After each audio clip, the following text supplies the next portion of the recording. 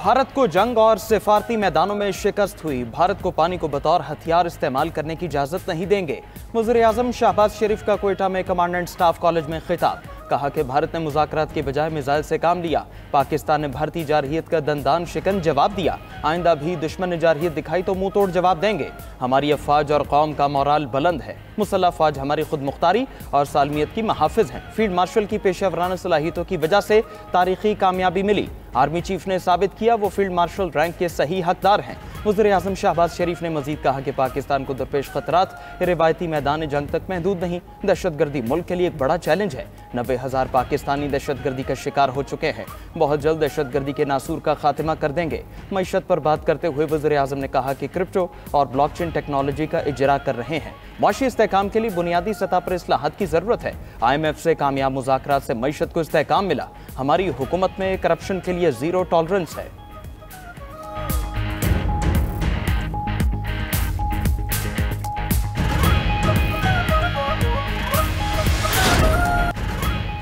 अरशद नदीम ने एक और गोल्ड मेडल जीत लिया। एशियन एथलेटिक्स चैंपियनशिप में जेवलिन थ्रो का फाइनल राउंड। अरशद नदीम ने 86.40 मीटर थ्रो करके गोल्ड मेडल हासिल कर लिया। अरशद नदीम ने पहली थ्रो 75.64 मीटर दूर फेंकी। कौमी हीरो की दूसरी थ्रो 76.80 मीटर रही। पाकिस्तानी एथलीट की तीसरी थ्रो 85.57 मीटर दूर गई। अरशद नदीम ने 83.99 मीटर की चौथी थ्रो फेंकी।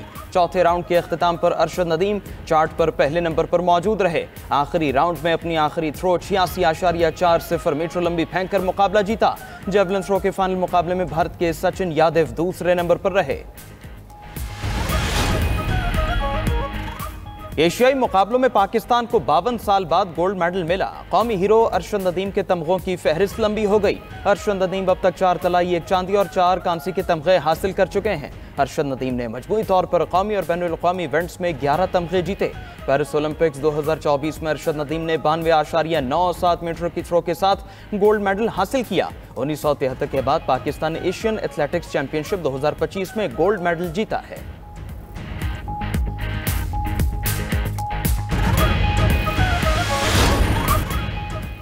कौमी हीरो अरशद नदीम की जीत पर मुल्क भर में खुशी का समा। अरशद नदीम के आबाई गांव मियां चन्नू में भी खूब जश्न, ढोल की थाप पर भंगड़े और रक्स। अरशद नदीम की वालिदा ने कहा, मेरा बेटा इसी तरह पाकिस्तान का नाम रोशन करता रहेगा। अल्लाह का शुक्र है बेटा बार बार पाकिस्तान का नाम दुनिया में रोशन कर रहा है।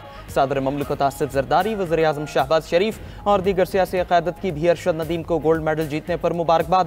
चेयरमैन PCB मोहसिन नकवी की भी कौमी हीरो को मुबारकबाद। कहा कि अरशद नदीम शाबाश, हमें आप पर नाज है। अरशद नदीम पाकिस्तान का हीरो है। इनकी जीत सख्त मेहनत का नतीजा है। वज़ीर आला पंजाब मरियम नवाज ने कहा, अरशद नदीम ने गोल्ड मेडल के साथ कौम के दिल भी जीत लिए।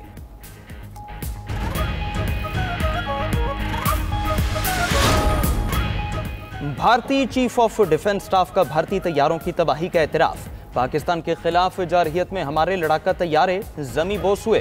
भारतीय chief of defence staff Anil Chauhan ने ब्लूमबर्ग को इंटरव्यू में कहा कि पाकिस्तान ने भारतीय लड़ाका तैयारे मार गिराए। अहम सवाल यह है कि आखिर तैयारे क्यों गिरे। फजाई लड़ाई में हमने गलतियां की जिसका इदराक किया गया। सहाफ़ी के सवाल के बावजूद भारतीय चीफ ऑफ डिफेंस स्टाफ का तबाह तैयारों की तादाद बताने से इनकार।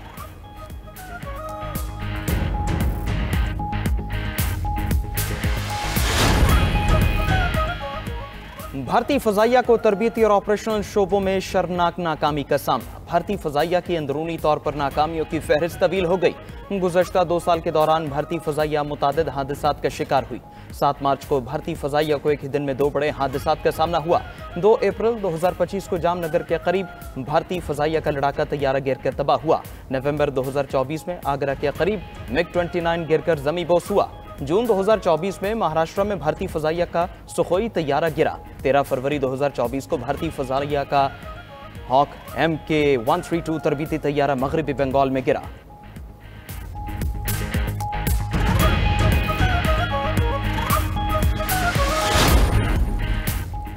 वज़ीर आला पंजाब मरियम नवाज की ज़ेर सदारत इजलास में अहम फैसले। पंजाब में पहली मरतबा हाउसिंग सेक्टर को डिजिटलाइज करने का फैसला। हाउसिंग सोसाइटी मैनेजमेंट सिस्टम मुतारफ कराया जाएगा। गैर कानूनी हाउसिंग सोसाइटीज़ को रेगुलराइज करने के मैकेनिज्म पर गौर।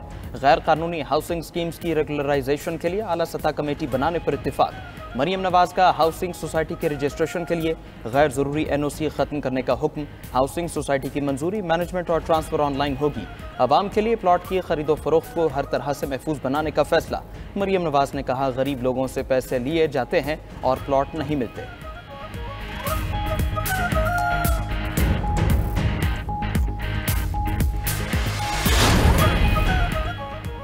ऑपरेशन सिंदूर या ऑपरेशन सियासत, मोदी सरकार का ड्रामा बेनकाब। शिवसेना पार्टी के लीडर संजय रावत ने बीजेपी को कड़ी तनकीद का निशाना बनाया। ऑपरेशन सिंदूर की नाकामी पर संजय रावत ने अमित शाह से इस्तीफे का मुतालबा कर दिया। कहा, अमित शाह की नाकामी से पहलगाम हमला हुआ मगर कोई जवाबदेह नहीं। 26 खवातीन बेवा हो गईं। मोदी हुकूमत सिर्फ क्रेडिट लेने में मसरूफ है। दूसरी जानिब आलमी सतह पर भी भारत का पाकिस्तान मुखालिफ बयानिया नाकाम। शशि थरूर का कोलंबिया में पाकिस्तान मुखालिफ बयानिया पजीराई हासिल न कर सका। भारतीय जारहियत की मजम्मत के बाद कोलंबिया की हुकूमत भारत के निशाने पर आ गई।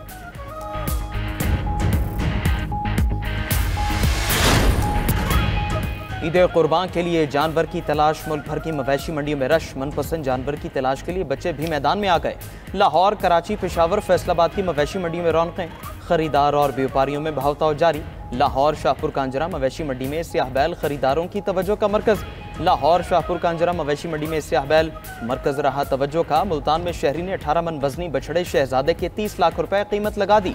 बलूचिस्तान में भी मवेशी मंडियां सज गईं, खरीदारी जारी।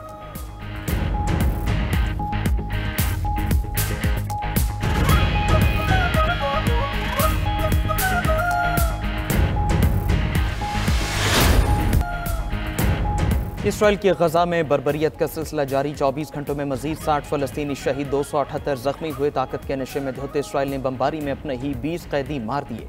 54 की जिंदगी खतरे में। यमन के दारुल हुकूमत सना में फलस्तीन के हक में एहतजाजी मुजाहरे में हजारों अफराद की इसराइल मुखालिफ नारेबाजी। अक़वाम मुत्तहिदा ने कहा कि गजा की पूरी आबादी कहत के खतरे से दो चार है।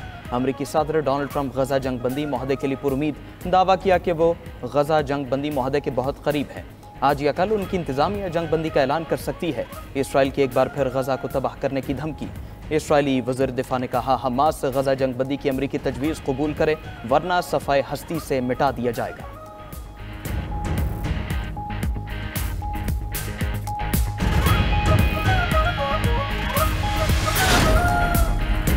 उन्नीस सौ 67 के बाद किसी आला सऊदी सिफारतकार का फ़लस्तीनी सरजमीन का पहला दौरा। सऊदी वज़ीर ख़ारजा इतवार को मगरबी किनारे का दौरा करेंगे। फ़लस्तीनी हुकाम के मुताबिक शहजादा फैसल बिन फरहान मिस्र, उर्दन और दीगर ममालिक के आला सिफारतकारों के साथ शहर रामल्ला पहुँचेंगे। वफ़द फ़लस्तीन अथॉरिटी के सदर महमूद अब्बास से मुलाकात करेगा। दूसरी जानिब इसराइल का अरब वज़राए ख़ारजा के वफ़द को रोकने का फैसला। इसराइली मीडिया ने सेहूनी अहलकार का हवाला देते हुए कहा कि इसराइल अपनी सलामती को नुकसान पहुँचाने वाले इक़दामात पर ताउन नहीं करेगा।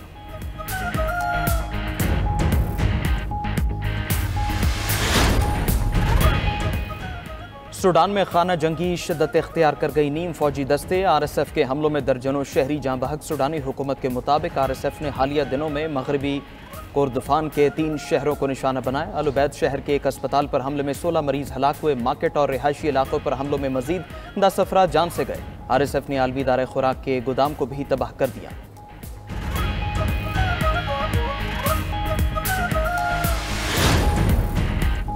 रूसी सदर पुतिन यूक्रेनी हम मनसब ज़ेलेंस्की से बराह रास्त मुज़ाकरात के लिए तैयार हो गए। रूसी मुज़ाकराती टीम इस्तंबुल के लिए रवाना।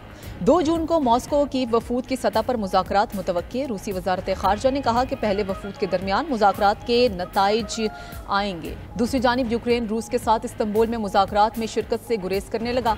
यूक्रेनी सदर व्लादिमीर ज़ेलेंस्की ने कहा कि रूस का पहले मुज़ाकराती दौर के लिए जूनियर वफ्द भेजना यूक्रेन की तौहीन थी। रूस की मुजवज़ा शराइत गैर हकीकी और नाकाबिल कबूल हैं। मुज़ाकरात के मायने खेज होने के लिए एजेंडा वाज़ेह होना चाहिए।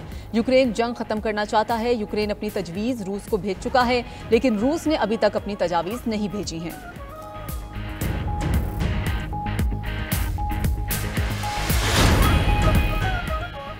ईरान जौहरी हथियार न रखने के मामले पर अमेरिका से मुत्तफिक। ईरानी वज़ीर ख़ारजा अब्बास इराक़ची ने कहा, जौहरी हथियारों को ईरान भी नाकाबिल कबूल समझता है। दूसरी जानिब अमेरिका के सदर डोनाल्ड ट्रंप ने कहा कि ईरान के साथ जौहरी डील पर मुज़ाकरात मुस्बत समत में जा रहे हैं।